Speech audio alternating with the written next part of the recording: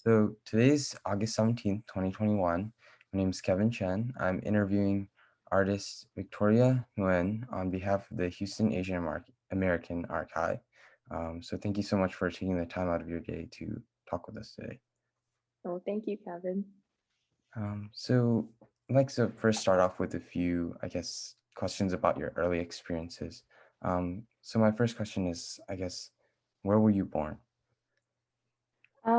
I was born in Houston, Texas, and I basically just stayed here my whole life.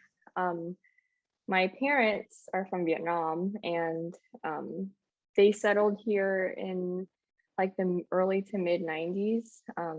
Specifically, they first settled in the Spring Branch area, and they stayed there for about 3 or 4 years.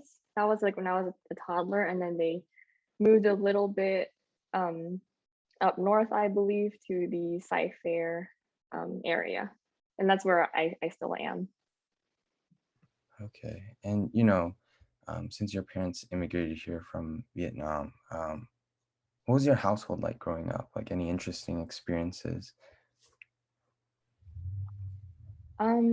Yeah, I um, I think most uh, children of with immigrant parents can relate to this. Our parents, like, they still uphold their own traditions um, that they kind of held on to from their mother country.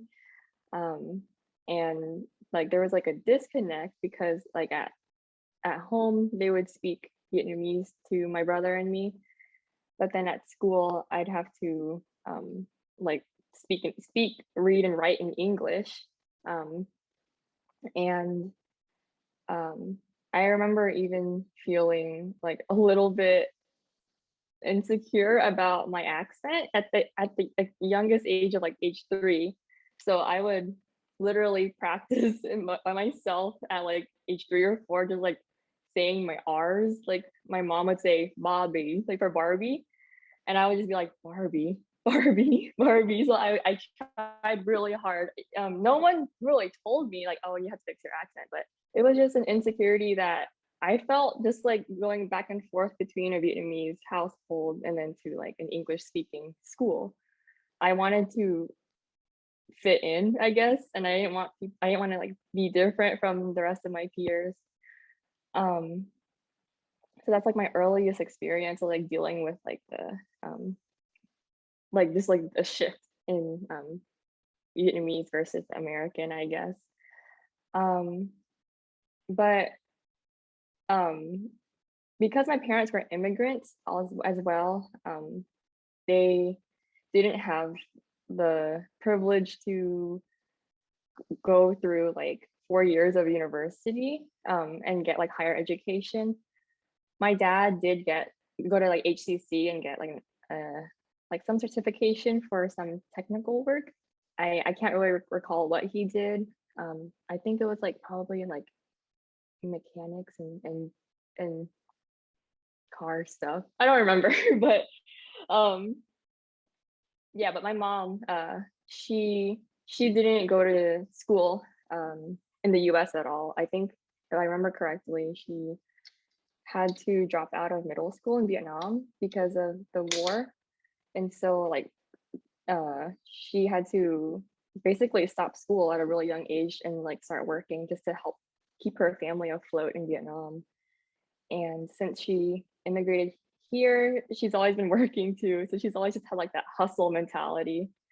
Um, and so with both parents working, with my dad was able to go to school because my mom fortunately supported him in that. Um, yeah, like they weren't home a lot. Uh, so whenever I would go to school, um, I would have like birthday invitations, like, "Hey, I'm having a birthday party at Chuck E. Cheese. Can you come on Saturday?" And I would be like, "No, because no one can take me." And my parents really didn't believe in like playing with friends outside of school. I think all they really thought about was just like go to school, and go home. That's all. And then while we were at home, they were at work. Um, but even then, like when like I was age 6, my parents enrolled my brother and I to even more school on the weekends. So then, yeah, so like we didn't really have like downtime.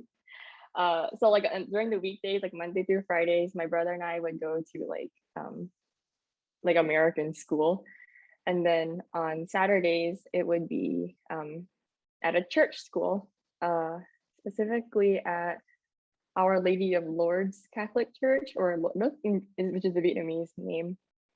So every Saturday, it would start with Vietnamese classes, which is like learning how to read and write in Vietnamese, and then an hour of recess and lunch, and then Bible class, and then after that, church. It was just like Catholic mass, and then our parents would pick us up in the evening, which worked out really well for all the students there because most of the students enrolled, at least in that time, which is like the early 2000s, their parents were also immigrants, and um, many um, many immigrants of that generation, so like post-war immigrants, they always worked. If they had an off day, it would probably be like a random weekday, but um, even then, um, most of them were just all about like working and trying to keep their families and their homes afloat. Um, but yeah, like growing up, um, I felt really strange because um, like Mondays through Fridays, I went to an American school, but I I went to a very small Catholic private school called St. Jerome. It's in Spring Branch, and um, it it was pretty diverse. There were a lot of Hispanic kids there, but then again, it was a very small school, so even like the majority of the Hispanic kids, I didn't feel like alienated at all. But going to like Saturday Catholic Bible school, like outside of the American school, I felt a little bit more alienated, um, just because I wasn't used to seeing so many Vietnamese kids around me. Um, and yeah, like the first early years of like American private school with like um, the Vietnamese Bible school, it was okay. Like I know, like I kind of felt like I had like a double life, like going to American school and then Vietnamese school. Um, but then like once I transferred to public school in 4th grade, um, there was a huge shift for me, um, because I no longer was surrounded by all Catholics. I was surrounded by kids of all faiths and like all kinds of different backgrounds and all races. Like I remember seeing like a sick person, like, and I was like, whoa, like why does that guy have a head wrap around on his head? That was like really um strange and new to me. And then I saw like a Korean boy. I was like, you're not Vietnamese? What? So that was like a shock for 4th grade me. Um, but like as I got more exposed to people of different faiths and different backgrounds, I I started questioning my own faith and like thinking like, hey, maybe like Catholicism isn't like the only absolute thing. Um, and around that time, I also got introduced to um, Japanese visual kei, which is like uh, rock music, and they have like a very androgynous and gothic aesthetic as well. And um, 4th grade/5th grade me was like really into that, and that freaked my mom out. literally thought it was possessed by the devil and just like, oh my God, like how can you, oh my gosh. And on top of that, I was like starting to question like, hey, I started just like asking like general questions that kind of challenged Catholic beliefs and principles, like, hey, if Adam and Eve were created by God, then like how does that explain like the theory of evolution? And that didn't sit well with my mom. So yeah, that created a rift between us for a long time. And then like moving on to sixth grade, that was when I learned even more. I took a world cultures class and I learned even more about like other faiths like Buddhism and Islam uh, and Sikh, I believe. And yeah, I 12-year-old me decided to tell my mom, like I didn't know any wiser. I said, you know what, mom, I'm gonna be agnostic, and that she just freaked out, which like also made her believe in more. Like, oh, like the devil is taking over my mind. My daughter likes rock music. She's like doesn't believe in God anymore. Um, yeah, like um, wow. Like I just like look like thinking back at that at those times, like I don't know, it was like a whirlwind because just it just started from like ages 10 to 12, which is like a super it's a really young age, but I think for many people that's like um a turning point uh for a lot of people. Um but yeah, so I spent a lot of my um pre-teen to teenage years being like really edgy and just being like anti-religion, really loving like alternative and rock and punk music. Um, and yeah, um, it I think with my mom and my dad was very passive. He was a very like very passive, hands-off parent throughout a lot of my childhood. That's also why I talk a lot about my mom. Um, my mom, I gave my mom a lot of trouble, although like I wasn't allowed to really hang out with friends outside of school because again, my parents still had that mentality of just go to school and go home, go to school, go home, and then church. Um, but like I don't know, at home um yeah, I was just being my edgy self. And because I couldn't hang out with friends, I was always on the computer. And so uh I would I would make like MySpace accounts at like underage, like and uh that was like my haven, like my safe haven because I couldn't um go and hang out with my friends. So I made a lot of friends online. Um and I found this community like back on MySpace. Uh, you used to be able to customize your pages, and so uh, I kind of learned very basic HTML, and I started making MySpace layouts, and I would like make these layouts, and on top of that, to like bring attention or bring more people to like add me to their friends list, I would make like these posters. Um, and just like the very eye-catching um and yeah, like it just like kind of roller coastered from there, like just I it was very fun, like I was able to just like play around with HTML and also talk to people who had the same interests as me, although I'm not gonna lie, they were much older than me because they were mostly like 13 ages 13 to 16 and I was like ages 11 to 12. um but it was great. I did end up like getting really obsessed with it, but that was just because I loved it so much, and um, I continued that for a very long time. Even when MySpace died out, some of us did migrate to Facebook, which was not, it just wasn't the same. Uh, there's really no customizable feature on Facebook, but we did continue the tradition of like making like these really eye-catching posters um, on Photoshop.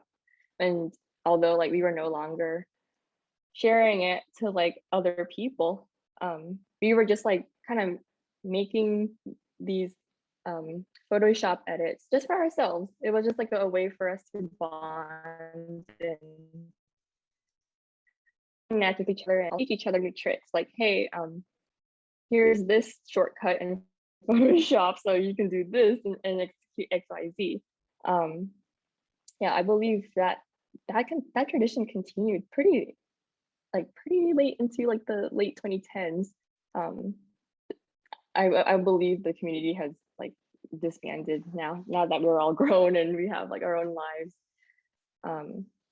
But I want to say that like spending all my time on Photoshop was like a gateway to my current practice right now. Um, like I would always like try to aspire for photorealism. So I would make like these collages with like fashion models and like just like cut them out and then place them in like very ethereal fairy tale backgrounds that I would find like on Flickr or DeviantArt. And I would just like apply all these like really colorful and soft diffused textures over them to create like this very mystifying mood. Um, and like once I got into high school, uh, I was still into the photoshopping, like the heavy photoshopping slash collage work, but my teacher in this digital imaging class told me like, hey, you have to take your own photos. You can't pull images from the internet anymore. So that challenged me because I didn't have a camera. All I had was a very old Android phone, like the flip phone. So, but I was determined. I said, okay, well, normally if I were to make a Photoshop poster, I would look for this kind of image. And so it kind of like forced me to create those images myself and in them from like other places on the internet. So I did that, and worked out really well. I submitted a portfolio for AP Art, and I got a great review on it. That was my senior year of high school, and then going into college, I I saw that University of Houston had a photography digital media program, and so I decided just to try it out. Um, I didn't think like, oh yeah, this is my affinity. I just thought, hey, that's really cool. And I like photography. I like digital media. So let's try it. Um, and then that's when I really got into photography, which is my main practice. And um, like from then on, again, like I was supposed sorry, my professor made us like take all of our source images. And so I continued the practice of like taking my own source images. But this time I upgraded to a Canon DSLR camera. And my early work still was like super edited and was very composite heavy, which means like, oh, like I like compose and I add a lot of things to create an image. And then slowly um, I just like kind of started being a little bit more um, minimal, at least with my aesthetic. There's still that approach of like creating and like staging a photo, but now I do it all like physically, like, oh, like I will place this chair here instead of, oh, I'm gonna take a picture of a chair and paste it in the canvas on Photoshop. Um, so yeah, um, I just talked a lot. I'm so sorry. But um yeah, so that was like a very, very rushed run through of like my beginning, my early childhood beginnings to now. Um, do you have any questions? Yeah, so as you said, like growing up in like a Catholic household, right? Hmm. It pushed you towards that faith. So my question is, I guess, did your parents also push you in any other directions, maybe like in your professional life? Like, did they want you to pursue a certain career or certain like education or studies? Oh yeah. Like when I would say like in my elementary to middle school years, my parents were still together. They are now divorced, but back before the divorce, they they they told me like when you grow up, Victoria, you're gonna be a lawyer. And I'm like, um, okay, I saw Legally Blonde. I guess I could do that. um, or they told me like I should be a nurse because they saw that, oh, Victoria, you're you're you're gentle and you know how to care for others. You should be a nurse. They make good money too. Um, that one never that didn't stick with me because I didn't see a rom-com related to nursing. So but with like lawyer, being a lawyer, I was like, hey, Legally Blonde, Reese Witherspoon, grammar, but smart. Like I like that. But as I got older and as I got more, um, yeah, like I just that the glamour of like of law just like dissipated, and I never revisited that ideation at all. And yeah, as I got older, they my my mom and dad didn't really push me. Like there was no tension on like what career path I chose. Um, like as sad as it sounded, like as I got older, um, they they started having more rifts in their relationship, and so they spent most of their time like arguing with each other and not really like paying attention to my brother and me. So yeah, I didn't feel much pressure from either of them career wise. Um, the only pressure I felt was like faith wise, specifically for my mom. She really and she continues to really like push Catholicism on me, and now I identify as Catholic, so like there's no like pushback from on my end. Um, but uh, my dad, he was never really like super religious to begin with because he actually only converted to Catholicism from being Buddhist just to marry my mom, which is a very common practice that I've noticed with Asians. Um, and it had like, most of the time like that practice like continues just because like with Catholic marriages, they expect both parents to be Catholic and then raise their children Catholic. There's not like a lot of wiggle room for that. Um, but I am starting to see like more leniency with younger generations as they get married and as they have children.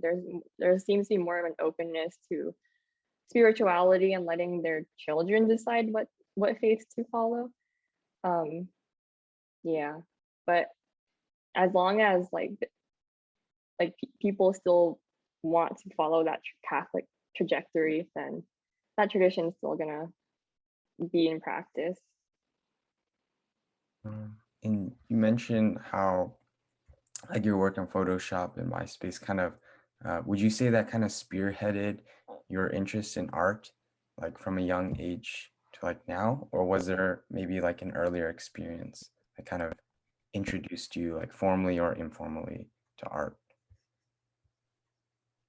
Well, yeah, I would say the Photoshop really spearheaded me into like pursuing and like practicing art.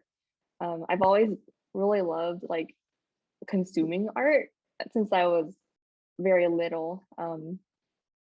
Yeah, like I would love watching like movies and reading picture books and just looking at paintings or specifically I really loved fairy tale illustrations and I still like draw my inspiration from that.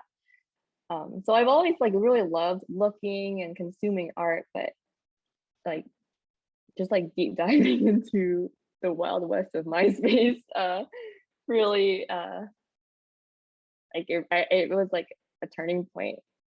I no longer was just looking at art. I was now like creating art. You also mentioned that you got really into like the alternative side of things, whether it be like music. So did that kind of um, affect your like aesthetic at all during that time, and how did that evolve as like you grew older or discovered new things? Hmm.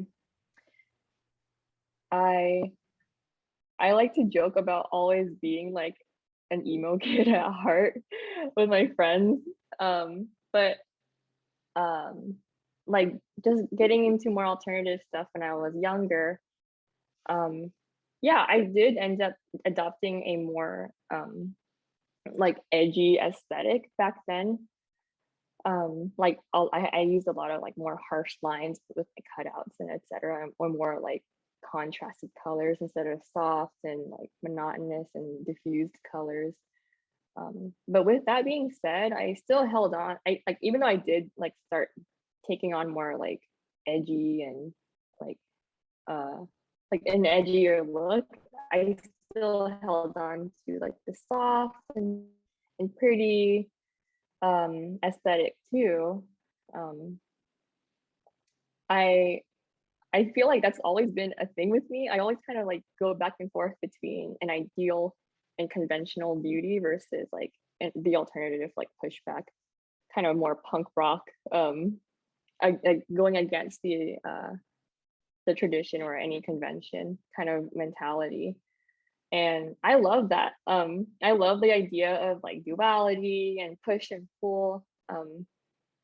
And just like thinking about how like one can't exist without the other, like how both of them are in just connected with each other. um yeah, I think that's kind of reflected in my early project Daydreams and Nightmares. I don't know if you're familiar with that, but that was a project that I did um in my third year of college. It was like basically like exactly what it sounds. There's like two dualities presented: daydreams and nightmares. The daydreams, it has like it's all brightly lit. um the subject matter and the aesthetic is very soft and serene. There's lots of flowers, a lot of white and like very like light colors. Now I wouldn't say bright, but they're very light and they just like kind of look glowy and soft and ideal. And then the daydream or nightmares, I'm sorry, the nightmare side takes on like a visually darker aesthetic and even also darker subject matter. Like there's depictions of like death and like more like unsettling and creepy imagery as well. But at the same time, like the nightmare side, I did like draw inspiration from like Baroque, like European Baroque art, um, because there's like a certain um, like formalism and like grace that was still very apparent in that art style. And I really loved that I using that idea to like depict or portray like a gruesome or creepy subject matter because again it there's like a push and pull. The pull is like, oh, like it's like a it looks nice, but if you look at the image themselves like itself, it's like, oh, that's really creepy and I want to be scared, but the image itself it just looks really nice. Um, but yeah, just to wrap up my answer, the punk rock and attitude in me, it's still there, although it's a lot more subdued. And I noticed that like well you say this on your website, but like your current art and photographs like cover, themes of escapism and anxiety.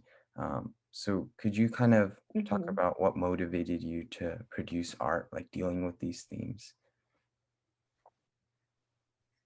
Yeah, the escapism, I think some of it is rooted in the fact that I wasn't allowed to hang out with people outside of school. So, like whenever I wasn't like engrossed in the online world, I would basically just like be in my head and like create my own world. Um, and a lot of it was like fairy tale based, um, just because I just loved like the lore of it all. Just with it being like very magical and whimsical, that was just something that I felt like was missing from my everyday life as a child. Um, and so I would like retreat to that state of mind for comfort. Um, but what I didn't talk about like was that like my childhood felt lonely. Um, I I guess because like my parents weren't home a lot, they were always working, and then I wasn't able to uh, like really have like a social life outside of school. Um, so yeah, like with that, like as I grew up, that ended up turning into anxiety and depression.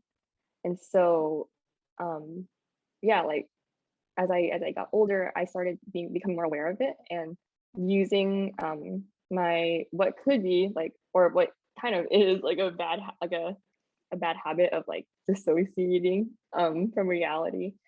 I use it as like fuel to create my art, and just to draw inspiration from um yeah, uh it's in a way like creating the art and with those themes is a way of like telling my story, but also as a way of cope is a coping mechanism for me too. Like whenever I feel like extremely depressed or anxious about something, I do tend to retreat into that state of mind of like, okay, I'm going to go into another world and I'm going to create like a more ideal scenario where I'm in control of what happens when in reality I don't feel like I have control of how my life goes. Um, so like the images that I create, um, like they kind of show how I would like my life to be. It's like an ideal, it's like a fantasy that I created, but it's also like a portrait of like the anxiety and like the loneliness I feel from time to time. Mhm. So, going back to like your college experience, would you say that I guess the program was able to adequately like develop your skills, or um, yeah, just like develop your skills in art, really? Yeah, it it really first it gave me it made me like build a tough skin because just like being critiqued on my art, which is like so deeply connected to my well-being and my personality, being critiqued and questioned about it is really difficult. And I know it's difficult for many other people, um, but um, it just like the process of critique and like trying to create art within an assign the limitations of an assignment. Um, they were all great challenges. They taught me how to think critically about how I like the messages that I will portray in my art. Because as much as I like to be like, this is my art, this is my voice, this is my story, so you can't tell me any different. Um, every every person, when they're viewing any piece of art or media, they're entitled to like their own opinions about it and what they're gonna take away from it. And so I have to think about those things. And um, if I want to portray like a certain message, then I have to always think about take those things in consideration with like the audience's bias or what they could take away from it if I'm not careful. Um, yeah, that just like it taught me to think critically and also hmm, like what are the words I want to say? Um, think critically about the art I make and think critically about the reception that it will garner as well.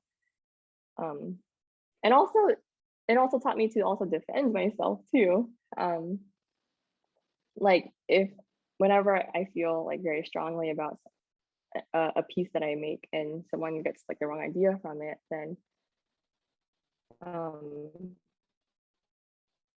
I have to know how to like explain it to them, way that um, is confident and clear, like making sure that my message is clear to them, and um, also like knowing that no matter like what I say, they are still entitled to their opinion.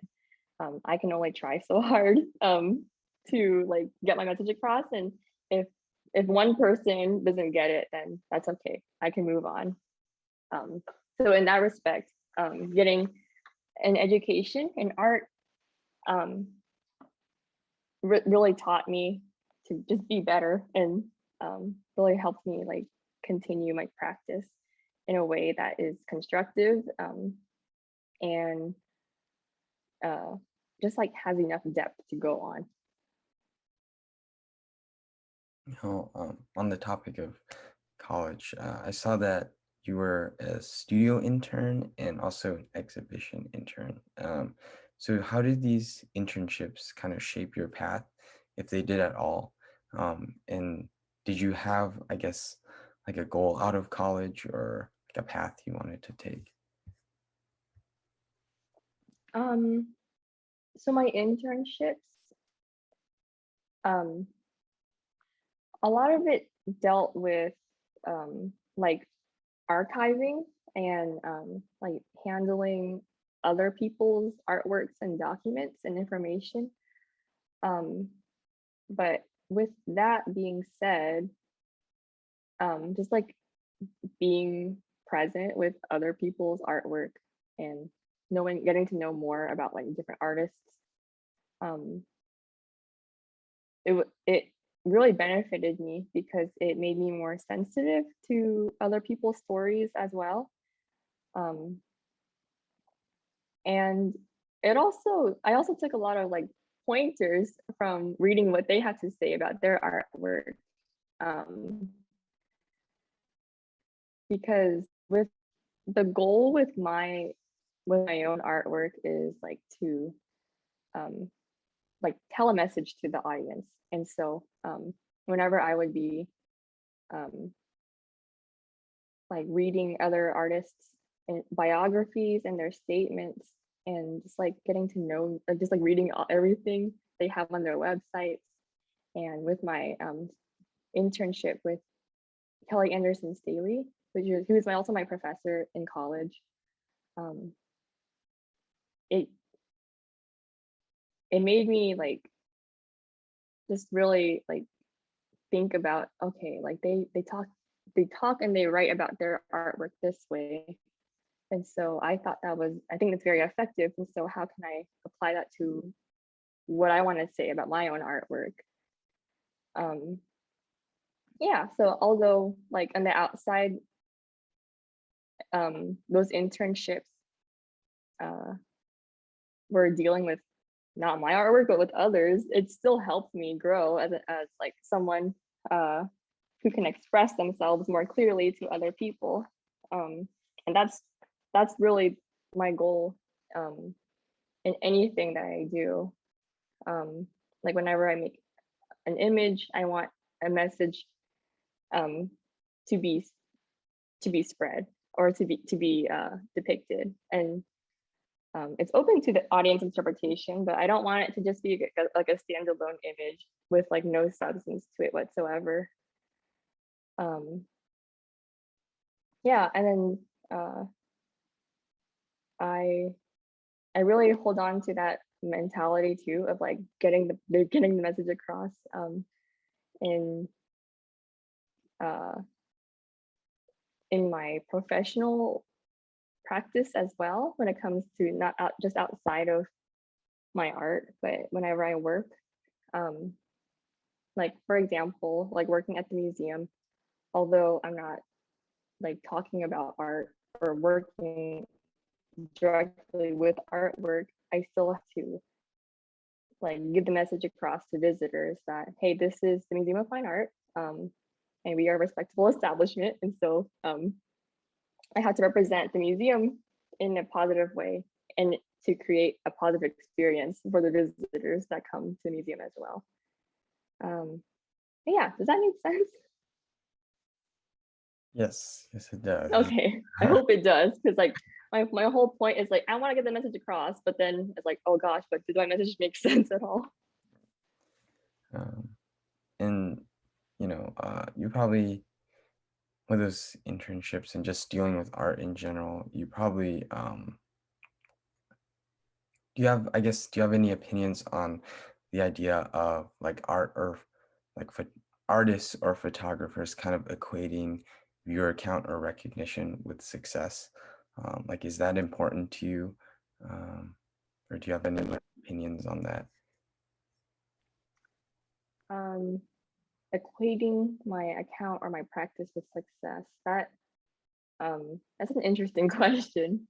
Uh, Um, viewer count, or sorry, like viewer count or like a recognition, or I guess what I'm trying to ask is like, is it enough um, to you to produce art and enjoy the process, or um, do you also wish that other people would also recognize your art or enjoy it or you know see it like exposure?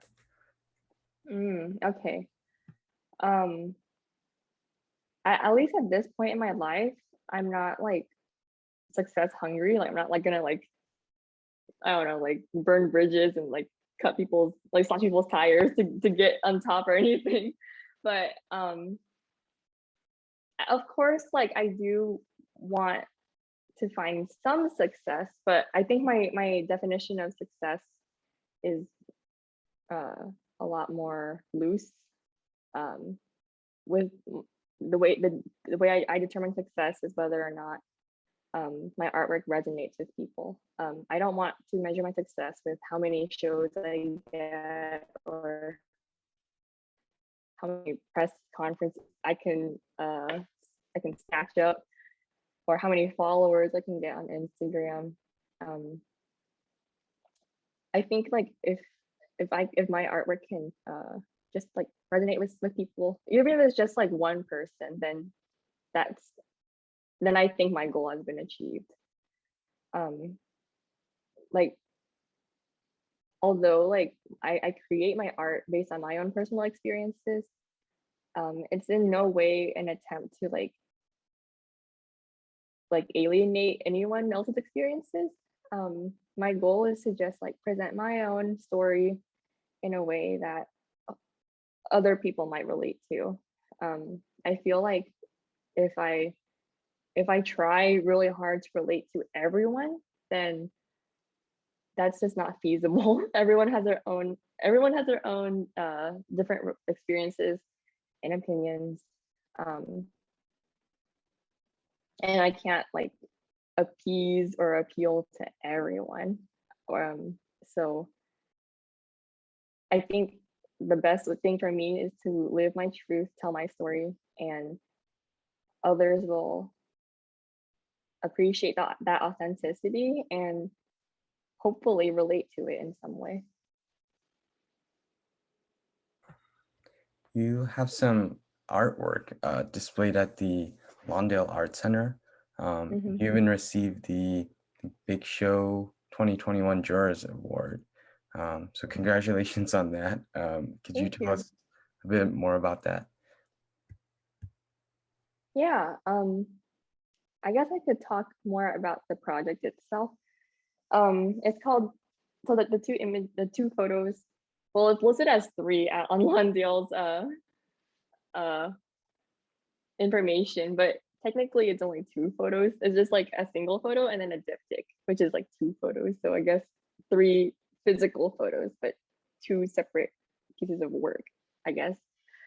So those pieces are from my project called Seeking Comfort in Confinement, which is all about my experience living in isolation during the 2020 pandemic. Although I'm scared that like we're gonna go back to that lockdown mode with the coming variant of the virus.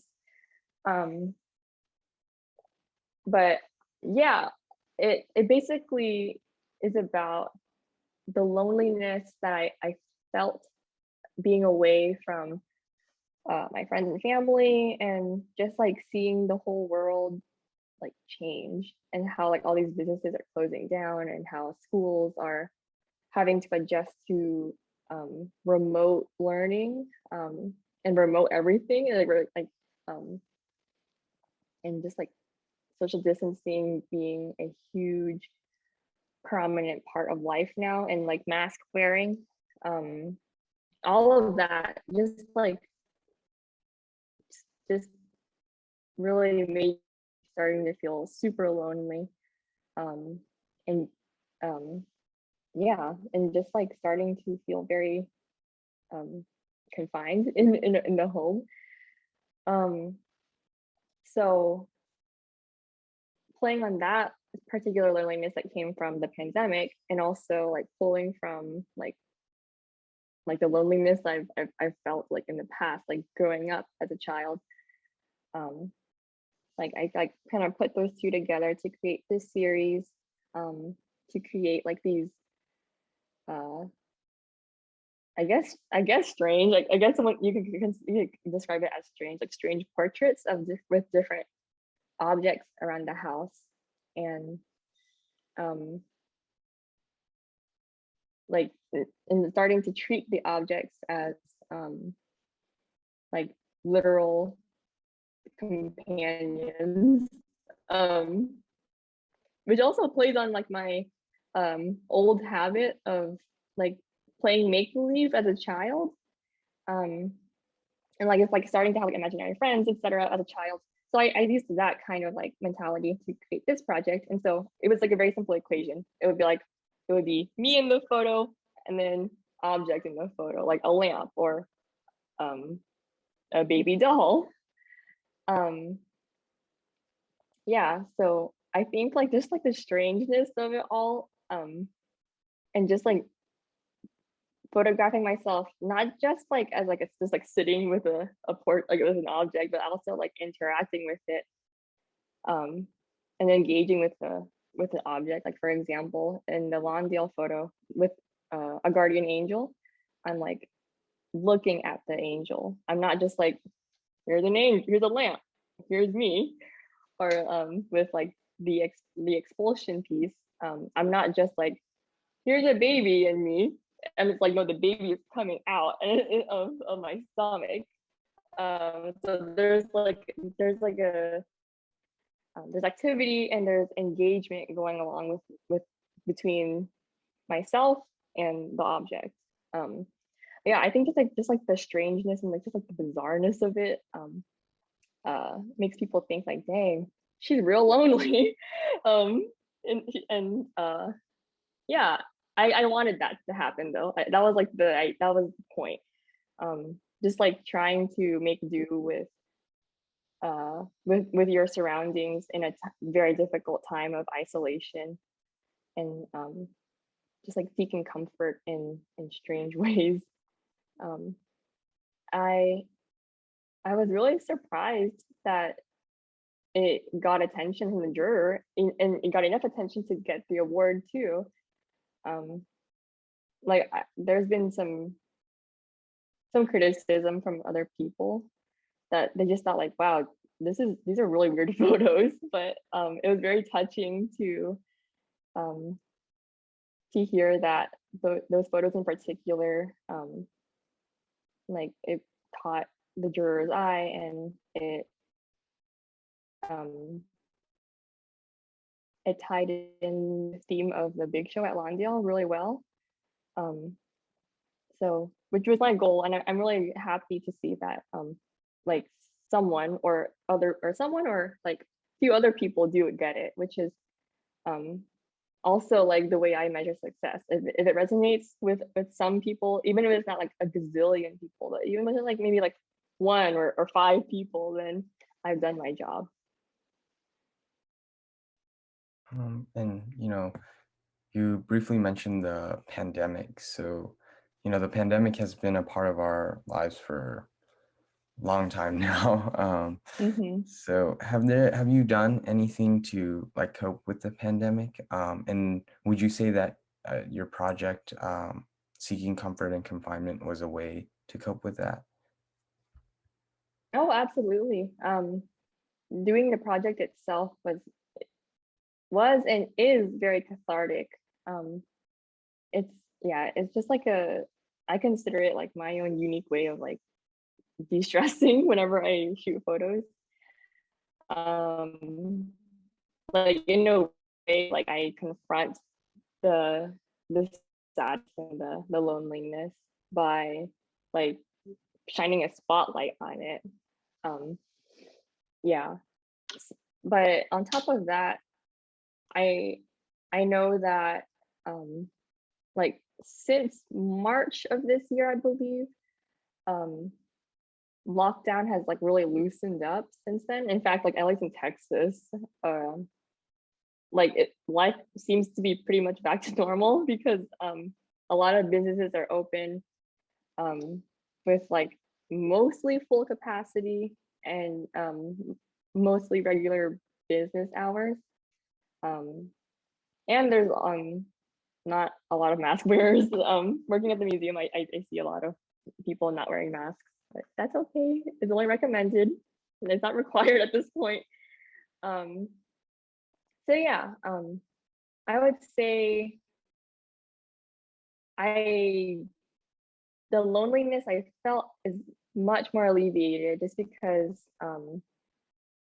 like I am seeing my friends and family more often. But I like I said earlier in this interview, I don't know if that's gonna change again since um there is like the Delta variant and um flu season is coming up in a few months. And so I don't know if like lockdown is going to be like a cyclical thing moving forward and until like we can find like a long-term uh solution to this virus. I don't know.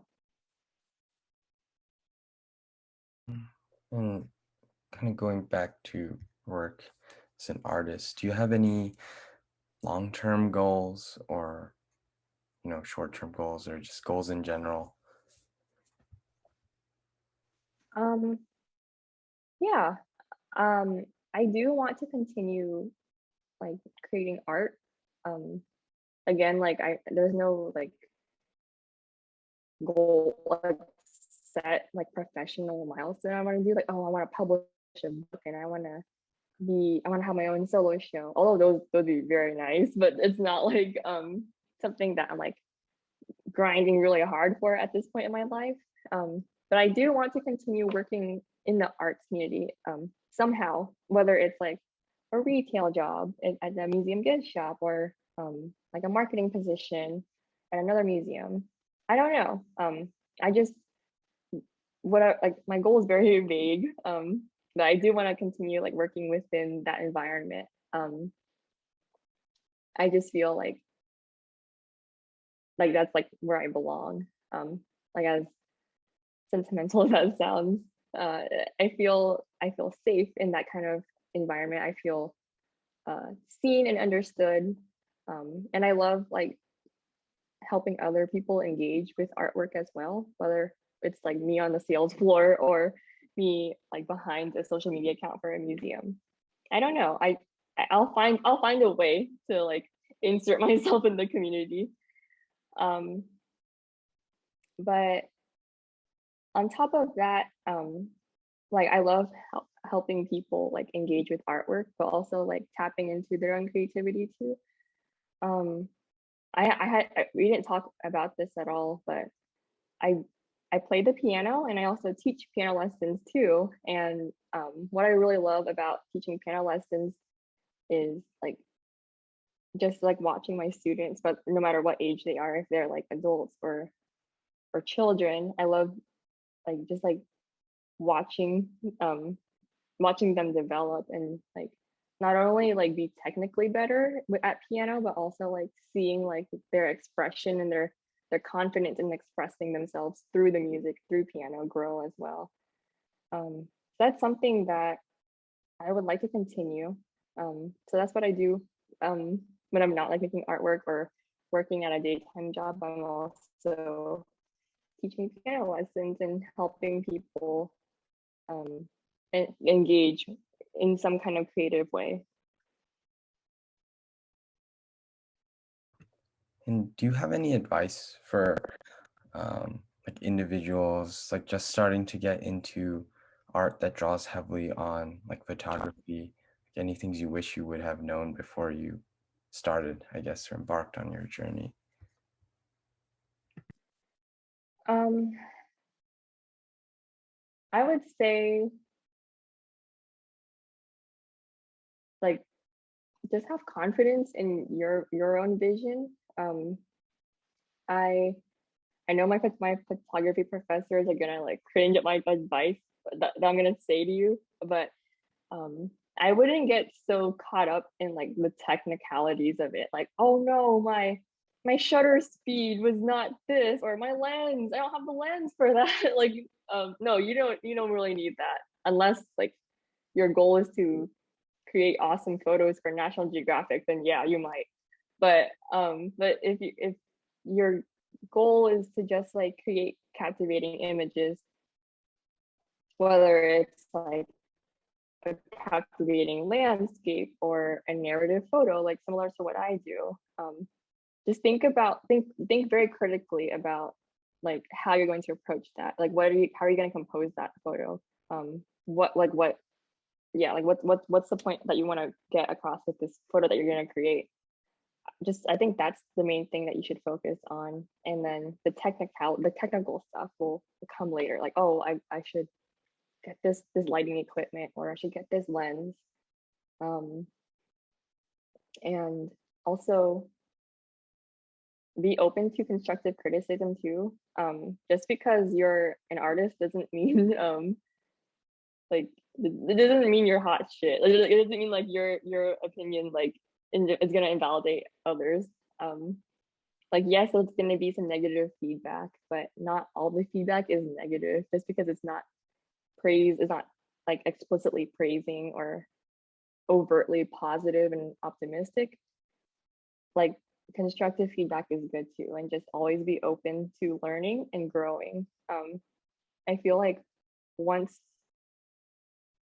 I feel like if you always have that mentality of like wanting to learn more and wanting to be better, then that like that's gonna like drive you to become successful.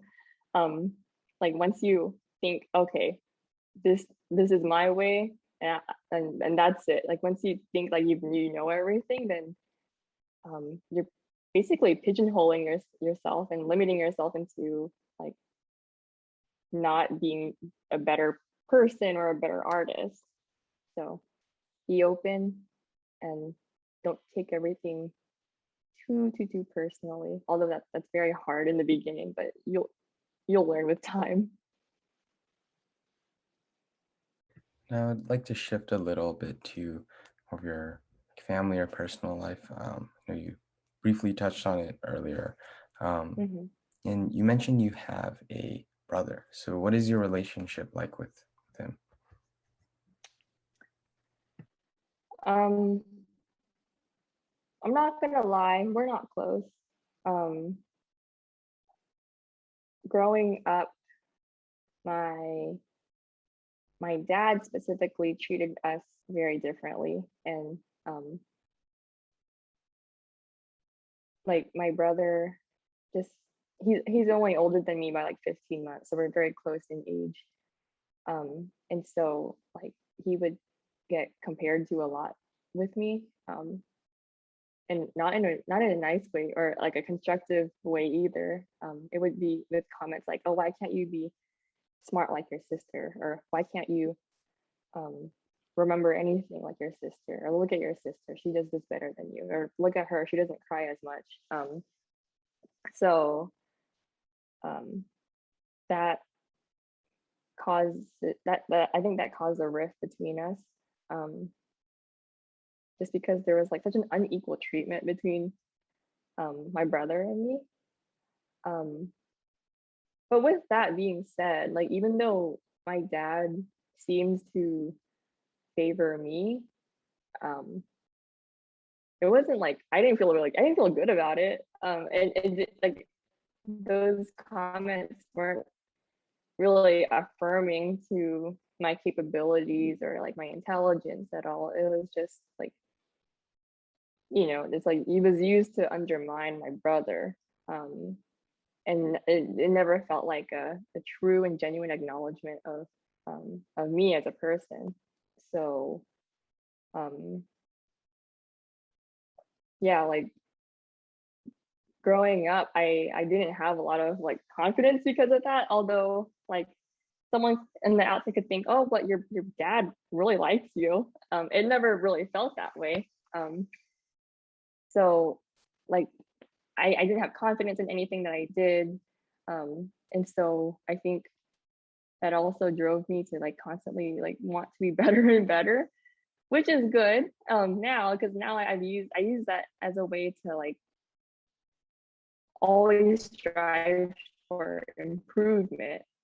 I reached a point in my life and in my growth to where like I'm not using that to like deter me from being happy with my life or being happy with the work that I produce. Um, but yeah, uh, my brother and I just aren't close. Um, he's very like left brain. He's a very like math and science kind of guy, and I got more of like the reading, writing, art side. So um, yeah, like he excels in things that I don't. I I wish my dad growing up like saw that, but I don't know. And what is your relationship with your parents? And is it also, are you close with them, or is it kind of the same um, with your brother? Um, well, my mom, like after my parents divorced, my brother and I stayed with our mom. So like my mom and I, like we did have our differences because I challenged Catholicism. I challenged conventions of like feminine beauty, which was like looking and liking more alternative styles. Um,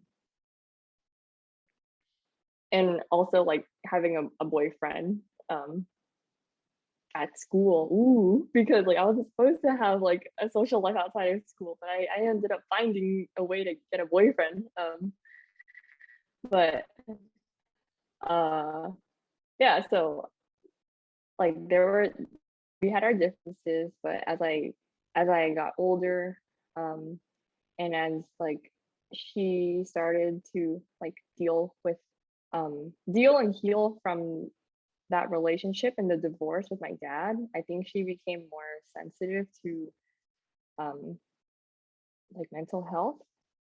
She went to therapy uh after the divorce, and she's like really benefited from it. And so like whenever she sees that I'm struggling with my mental health, whether it be like through anxiety or depression, um then like she is sensitive to it because like she also dealt with it throughout the relationship with my dad and also had to confront those issues whenever she went to therapy. So I'm really grateful for that. And we're closer because of that. Um, and also because I've chilled out with the rebellion. So so yeah, I'm closer to my mom. But with my dad, I'm not close to him. It is pretty much like my um the relationship I have with my brother. I don't talk to him. I don't feel comfortable sharing things with him.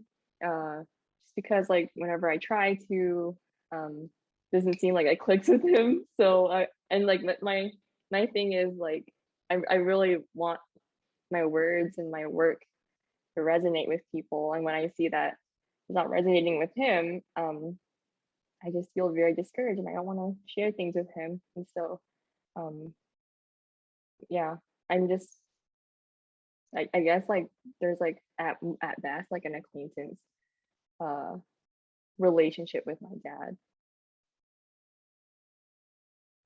And if you're comfortable sharing, you know, you talk about like anxiety and depression. Do you have any ideas why um, Asian Americans seek mental health care at like much lower rates than like other racial groups? Um, I think it's just because, well, I can't speak for all Asian Americans, but I can say like specifically with Vietnamese Americans whose parents um like lived through the war, the Vietnam War in the 60s and 70s. Um, I would say that um, like they're dealing with those our parents like are probably still dealing with it, but they had to deal with like all the traumas that came with like poverty, um, and just like just like all like the events that happened like after that war. So there was the Vietnam War and then there was the Cambodian War, and um, I know like those two events like were like they just happened, and there were things that my parents at least had to struggle and go through, um, and like they don't really talk about it, surprisingly, at least mine don't. um, and I think it's just because um, like living in that kind of environment, they're just taught to like hustle, just get through the next day. Like don't there's no time to like contemplate about traumas and like difficult situations. Just get through it. And then when they immigrated here, um, I think they just see that life is just so much better in the States now than it was like in like a war and poverty stricken Vietnam. So they see like what are you sad about? You literally have AC, you have a roof over your head, you got food. Why are you sad? Um, I and so like maybe they can't comprehend that like like the idea of like taking care of your mental health um is like crucial, just because like they went from one traumatizing phase to a less one. I believe everyone's experiences is different, and but theirs is like super like there's like way different. And um I think they're just grateful to get out of that. And so um there's not much of a sensitivity um for like depression or anxiety that like starts like living in a place of arguably like privilege. um yeah, I think and also they weren't allowed to. I guess like yeah, like I said, like they were just like taught to just hustle, just keep on going, just keep on going. Um, but I am glad to see that Asian Americans are starting to um like seek help for their mental health. I think it's important to destigmatize that. Um, yeah, because I feel like if we keep like if we keep making it like a taboo subject, then it's just going to cause more problems. And uh yeah, it'll just cause more problems, and like we're just not going to like progress and with our with like with our mental health. Yes, on a more positive note, do you have any other passions besides like art and creating art? Yeah, I love playing the piano. um I took lessons, like I started lessons at age 9, and then I continued them up until I was age 18 or 19, so one of those ages. Um, and I also played for my church's weekly Vietnamese masses, and so um, that was a way to like kind of appease my mom's um, like I don't want to say Catholic agenda because that sounds like she's just like I don't know. I don't want to say that, but um, like during like my rebellious phase, that was a way to like um, kind of appease my mom and just be like, look, mom, I'm involved in the church and I'm playing piano. Yay. Um, but it was also a way for me to find some way to connect to the faith as well. Like although like I disagreed with a lot of the principles at the time, like playing the piano for the mass, it was like a very personal act that I was doing. But yes, I was accompanying the choir and like following the conductor, but I was still able to like find solace in like playing the music in a way that I wanted to. Like for example, I would like, oh, I'm gonna do this chord progression on the piano just to create this feeling, and I it just gave me an autonomy that um or a sense of control that I felt like I didn't have during that time of my life. Um, and it also helped me like it was also a way for me to like create an auditory story for the congregation members too. Like I don't know, like certain chord, like if I wanted to portray a certain mood and I wanted to create like a beginning, middle, and end, I would do like a certain chord progression to like just like take the congregation members to like through like some sort of emotional journey. Um, I don't know. Do you play any instruments at all? Yes, guitar. So Guitar. Okay. yes, so I have an idea of what you're talking about. Yes. Um, Okay. mhm, Yeah. So like on a guitar, like a guitar is all based on chords, right? mhm, mhm. Yep. Um, and so uh yeah, like for example, you can go from like an A minor chord to an E7 chord and then back to an A minor chord. Mhm, That's some sort of progression, and it there's like a potential to like create different moods mhm. depending on like the flow and like Yeah. the way that you arrange those chords. So I really love that. I like to play around with that idea Mhm, whenever I play the piano. Um, I don't I don't write any music, but I'll like what I like to do is I'll listen to like a piece of music that's like not on the piano, and then I'll try to like transcribe it for piano and try to incorporate some other instrumental voices that I like in it. Like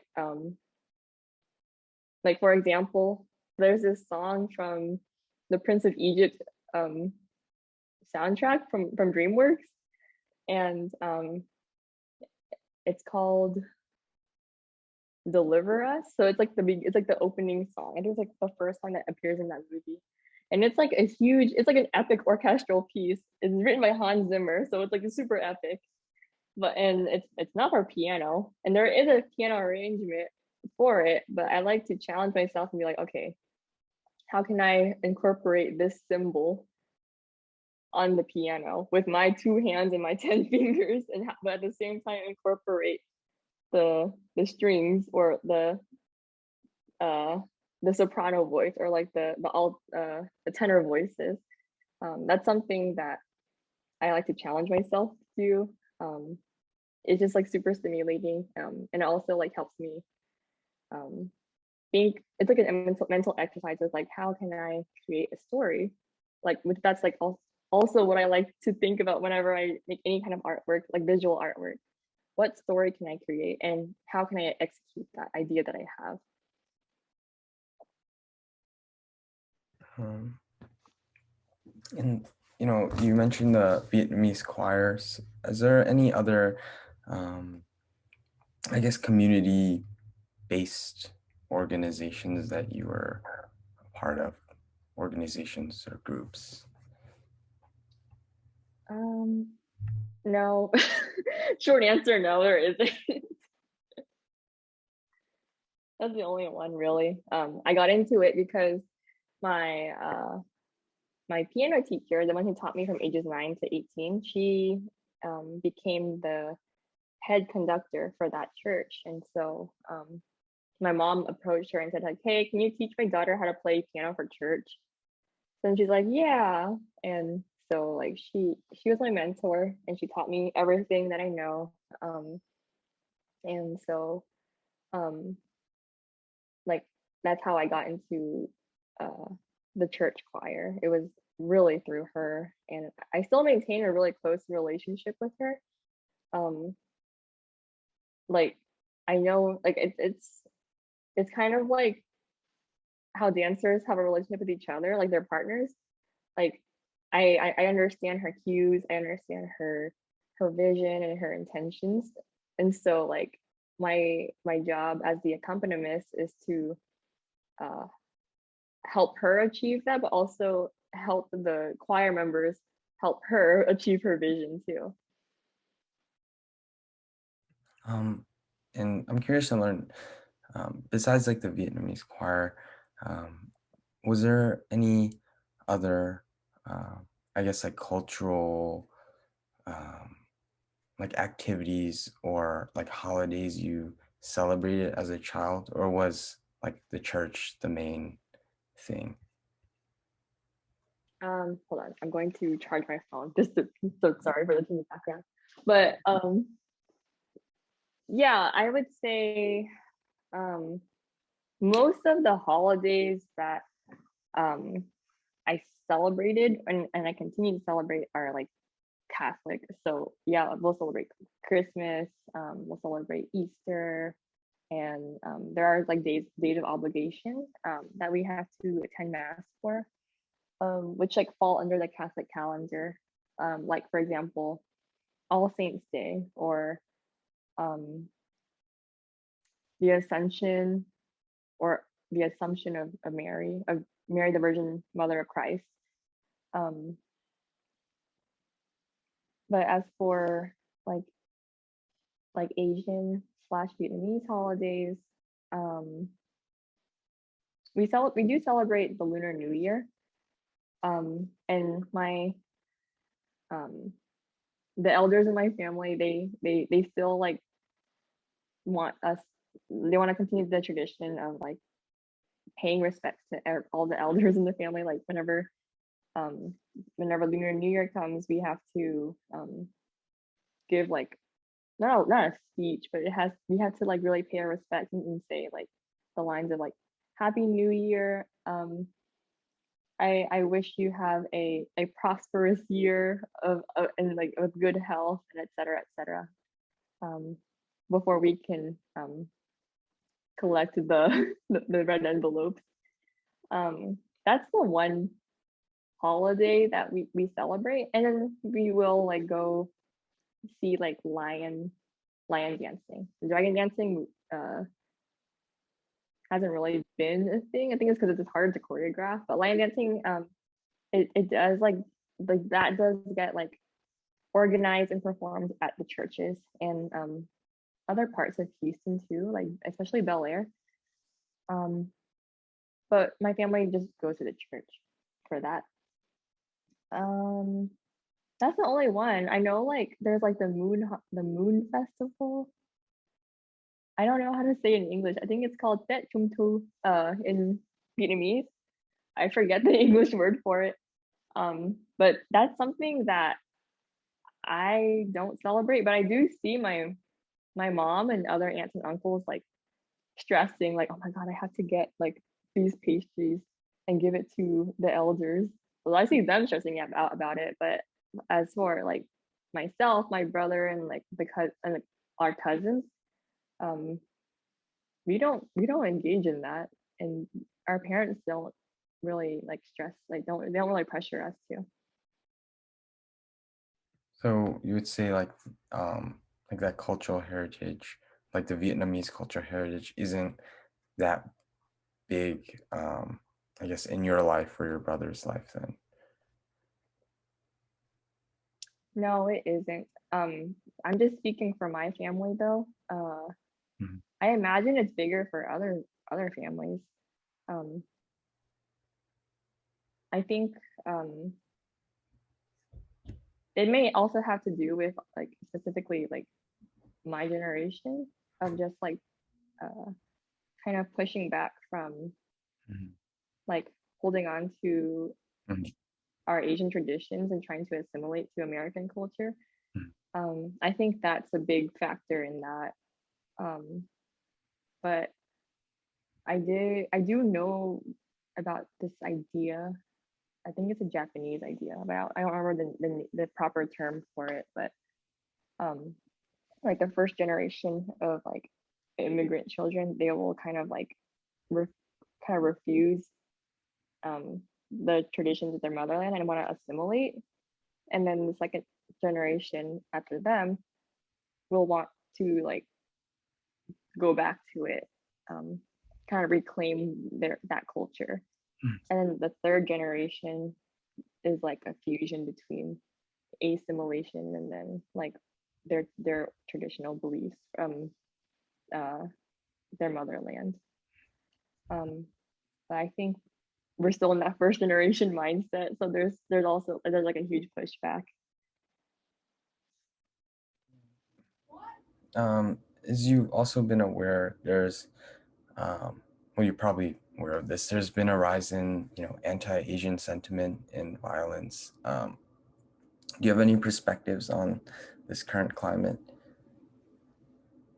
Um, honestly, um, I do come from a place of privilege because I'm able, well, I at least like in the part of Houston that I live and I work in, um, there doesn't seem to be any visible anti-Asian sentiments.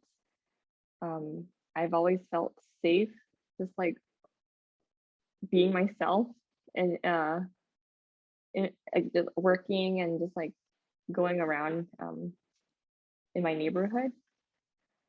Um, it's really saddening that if that's not the case in other parts of this country, and I feel like I am in a bubble of privilege and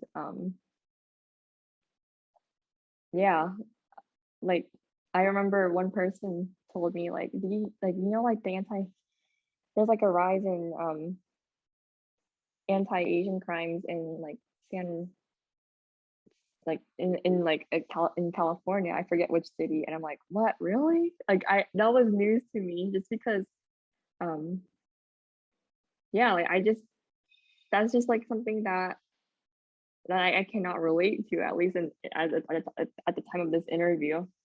Um, like my heart does go out to um, the victims of those crimes and um, the people who uh, who have are affected, like whether or not like they know people who have been victimized. Um, yeah,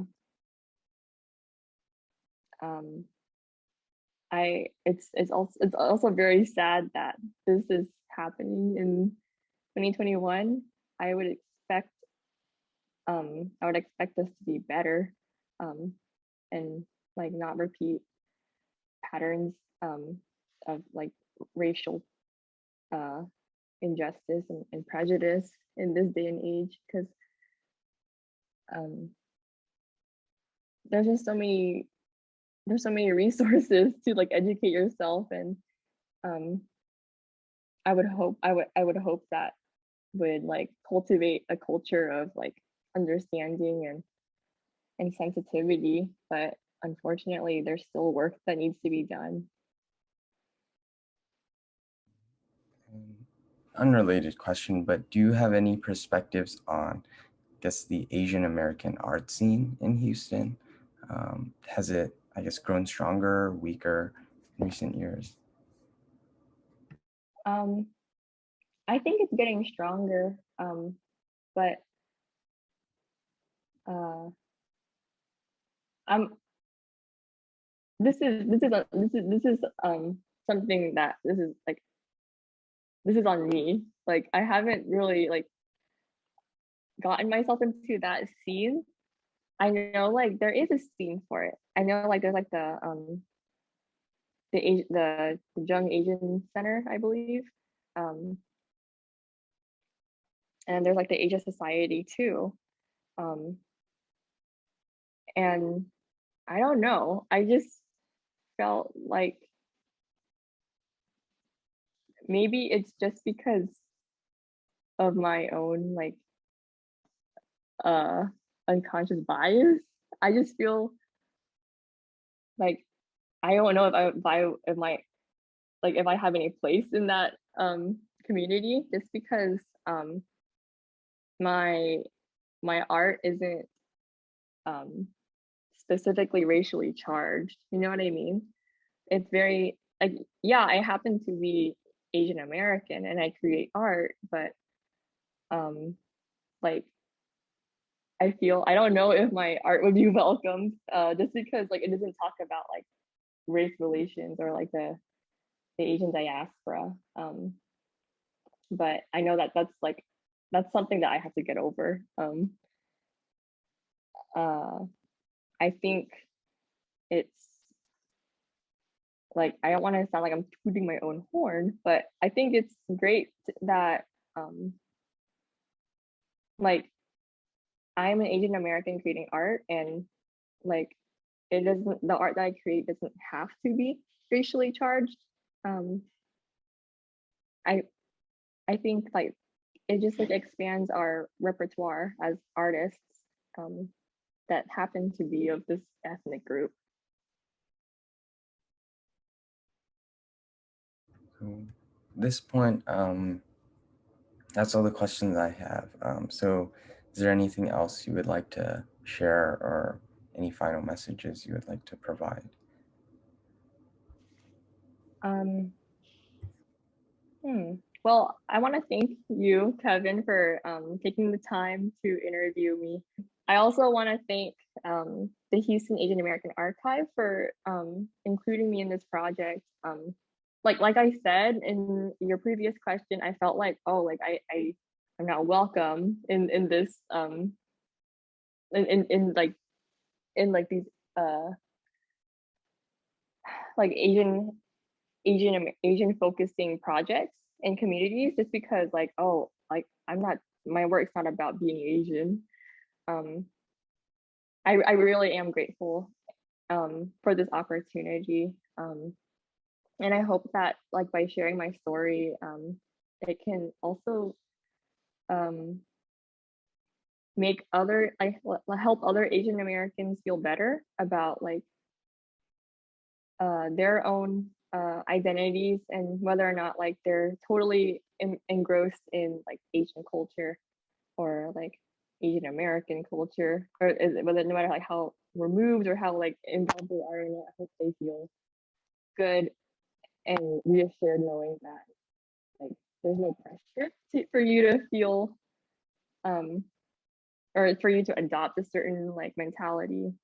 Um, just like be yourself, live your truth, and um, just be open to listening, uh, listening to other people's stories, but also sharing your own. I think sharing your own story, no matter how isolating it may seem, or like just like very like case specific it may seem, I think it is bound to resonate with someone else, maybe just one person or several. Yeah, I want to thank you as well for providing your oral history with us today. Like you said, it doesn't matter if um, you're isolated from the culture more or less, because every Asian American's experience is, different. And um, I'm sure your words will inspire, future generations. So yeah, thank you. All right, thank you, Kevin.